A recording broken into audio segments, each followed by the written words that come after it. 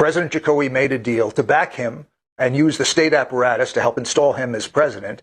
And Jokowi lent his own son, Gibran, to General Prabowo as his vice presidential running mate. And he did that even though the son of the president is too young to be vice president under Indonesian law. There's an age limit. He's only 36. You have to be a minimum age of 40. But he strong-armed that through the Supreme Court, where the president's brother-in-law was the chief justice. He strong-armed it through the Electoral Commission. Official state bodies have already ruled that those two actions were unethical, but it doesn't matter. The current ticket is General Prabowo, the massacre general, and Gibran, the president's underage son.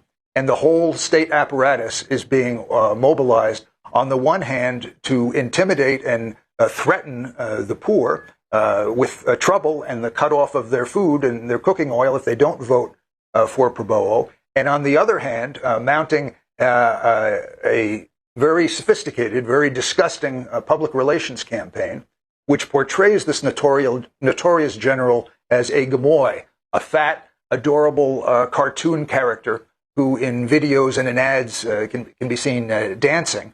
And to people who are not familiar with the history of the massacres, two of the worst slaughters of the 20th century, the U.S.-backed massacre when the army first seized power in 1965, of anywhere from 400,000 to 1 million civilians, and then the murder of a third of the population by the invading Indonesian army in Timor with U.S. weapons and backing, and not familiar with Prabowo's role in that slaughter in Timor and elsewhere, to those people, because these matters are not discussed in the schools or in the state media, the ads have some impact, and that combined with the intimidation makes him a strong threat to take power in the election.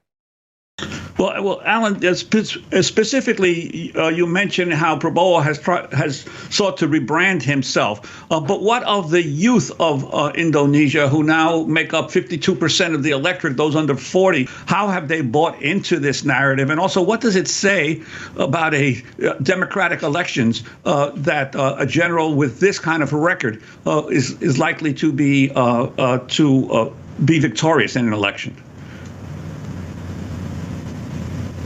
Well, we don't yet know if he's likely, but he's a strong threat to win, because the muscle of the state apparatus is behind him. Part of the reason they to some extent can get away with that, because textbooks and the press are not honest about how the army originally came to power, with the U.S.-backed slaughter in 1965 of anywhere to 400,000 to 1 million civilians. And then the invasion of East Timor with U.S. green light and weapons, where they killed a third of the population, which was the most intensive proportional slaughter since the Nazis. And they're definitely not familiar with General Prabowo's role in Timor and in the Aceh assassinations and in terrorizing civilian population in West Papua. And it's a two-pronged approach that they're using, basically pressuring and coercing the poor with threats to their well-being, because many poor people know they live at the mercy of what's called the aparat, the army and the police, and threats to their food. And then for the middle and upper classes, and especially the young people, this PR campaign that portrays the general as a cuddly cartoon character. And none of it would be possible without the backing of the incumbent civilian president, who basically bowed to Prabowo and the army after Prabowo's 2019 ultimate coup attempt. So by violence, Prabowo brought himself inside the government, and now that government is preparing to attempt, if necessary through fraud, to install him and give him the ultimate power. And he's talking about modifying the way the presidency works, returning to an older draft of the state constitution, which could make him a virtual dictator if he wants to be. Alan, before we wrap up, a couple quick questions. Prabowo is the former son-in-law of the longtime authoritarian leader Suharto, responsible for Indonesia invading East Timor. You and I survived the 1991 massacre there, where Indonesian soldiers, armed, trained, and financed by the United States, opened fire on defenseless Timorese, killing more than 270 of them. They beat you up, fracturing your skull.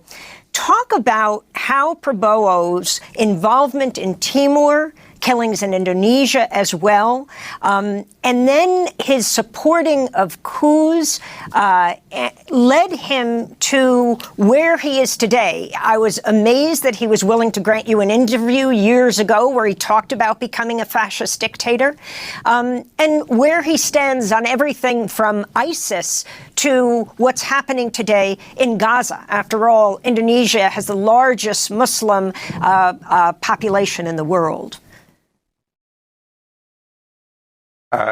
Yes, well, I met with him twice in 2001, and I was meeting with him because I was investigating two particular murders of civilians, and I wanted to find out what he knew about them. And I think possibly he enjoyed speaking to an adversary.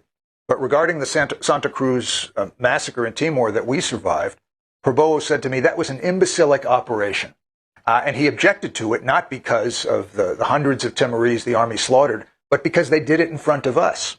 And because they did it in front of us, and we survived and were able to report it to the outside world, and other foreign witnesses like Max Stahl were able to do the same, we were able to get the U.S. Congress to, over time, through grassroots action in the United States, cut off for a while the U.S. arms supply to Suharto, which helped to lead to Suharto's downfall.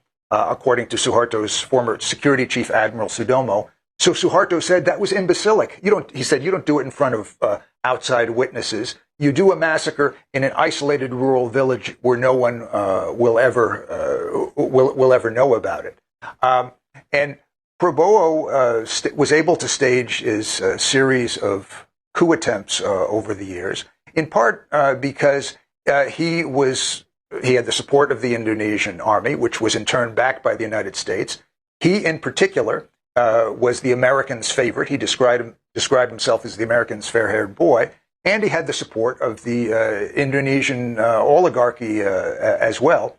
And he certainly has their backing in this election. And with regard to Israel, Prabowo, after he became defense minister, made a special effort to draw Indonesia closer to Israel. The two countries do not have diplomatic relations. The Indonesian population now is outraged by the slaughter, the genocide that Israel is conducting in Gaza. But Prabowo was attempting to bring Israel closer to Indonesia. There was already a covert relationship with Israeli intelligence and with the Israeli military, where intelligence equipment and training was given. And Prabowo started working with Trump and later Biden to attempt to bring the two countries together, similar to what other predominantly Muslim countries did under the Abraham Accords. Prabowo met with a senior Israeli security advisor. When this came out, he was forced to retreat from this policy. And at this moment, the Indonesian government and Prabowo are posing as if they oppose what Israel is doing. But if he becomes president, there's a very good chance that those relations will grow even closer and perhaps be formalized.